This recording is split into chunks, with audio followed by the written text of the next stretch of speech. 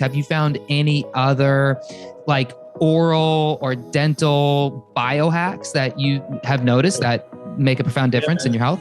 Yeah, there's loads. I mean, a good friend of mine, Dr. Dominic Nichwitz, Dr. Dome1 on Instagram, he was introduced to me a few years ago. We've become really good friends. And he's the world's leading biological dentist. So the gold standard of dentistry is biological dentistry. Now, a lot of people claim to actually be a biological dentist, but often they just pull out metal fillings and don't even do it particularly well. Traditional dentists still don't believe in biological dentistry yet because they weren't trained on it, but really is the cutting edge. And Dom's book is called It's All in Your Mouth. It's actually a very, very good kind of expose, and goes into extreme detail. It's basically biohacking for the mouth. But the one thing that rang true to me when I first met him was all health starts in the mouth. So, for instance, people that have got brain fog or and have bloating, have got potentially digestive issue, and if they've got digestive issue, and say, for instance, they've had antibiotics, they might have candida or something going on in the gut. And then so they try and fix their gut with taking the right gut cleanses or doing this stuff. But the thing is, we have actually 10 times the bacteria in our mouth than we do in the back passage. And if they've got metal fillings, for instance, in their mouth, or they've got not a very good diversity of oral microbiome, but they're working on their gut, their mouth is always going to be topping up their gut with the bad bacteria, and it's never going to be balanced. So really optimizing your oral microbiome is of paramount importance, especially if you're going to be working on your gut or if you've got gut issues going on. So like IBS, IBD, whatever. One of the things that Dom talks about a lot, and actually I do most days, is oil pulling. So coconut oil, teaspoon, 20 minutes in your mouth, in between your teeth, so it goes between the gaps. Really does help balance the oral microbiome.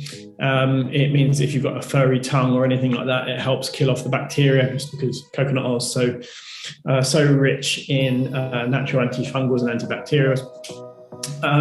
So that's one thing you can do. If you dare, then you can put a drop of oregano oil or something, but you have to make sure you spit it because it's quite powerful stuff.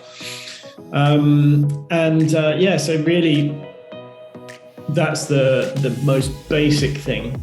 The other things you can do is, if you have got any metal fillings, obviously get those gone. That is like a big win. It might not be an immediate win like the next day, but over a period of time, you'll notice that you do improve cognitively and immune-wise.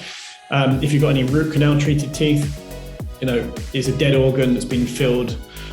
Even though traditional dentists say having root canal treated teeth are safe, from all of the work that I've seen and all of the resources and evidence points towards that they're not, regardless, and you should get them out and have a ceramic implant, not metal. Also, if you've had teeth taken out or had your wisdom teeth taken out or have impacted with wisdom teeth, you can have what you call a cavitation in the bone, which is an area of necrosis bone that would need cleaning out. And a lot of people find that after they fix their oral health, then things like gut issues or brain fog and whatnot all reverse, and a lot of autoimmune diseases, some autoimmune diseases do as well. So it's a really big win by optimizing the mouth. And yet most people, if they break a tooth, they get it fixed. If they have pain, they get it taken out or have a root canal treated tooth, and they brush their teeth once or twice a day. That's where most people stop. So, it's a really big area of optimization. I recommend reading the book It's All in Your Mouth by Dom Nichwitz. That's an interesting topic, and I'm definitely going to check out that book again because I keep seeing this topic pop up. And every time I hear this, I go back to thinking of Weston Price, because Weston A. Price was a dentist, and he's really the founding father of this kind of whole ancestral dietary movement. And, people who don't want to believe in the things that he says, he goes, oh, he was just a dentist. What does he know about health? And basically what he was doing is going around the world and he was examining people's mouths and their oral health, and was directly connecting, their jaw size and their tooth structure to their health. And we're talking like, ancient cultures that, had just become inundated by Western foods. And it's just so interesting that it was a dentist that made us aware of the importance of ancestral living and ancestral health. Yeah, 100%. I mean, I think traditional dentists fix pain and fix bites. But they also see a lot of patterns. For instance, Weston A. Price or biological dentists see why do some people have cavities and other people not?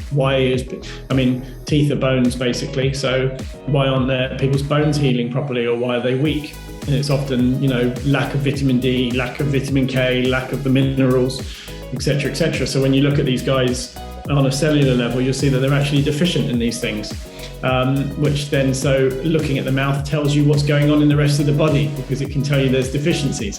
So, often some of the best inventions are thought about by people that aren't in the industry that their findings come from.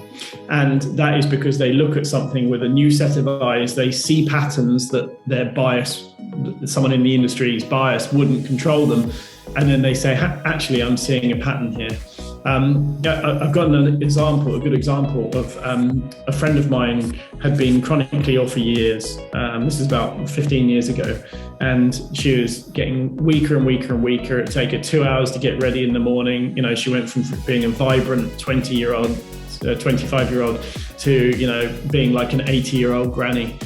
And no one could diagnose her with anything. It was really bad. And then one of her friends that was a vet said, have you been tested for Lyme?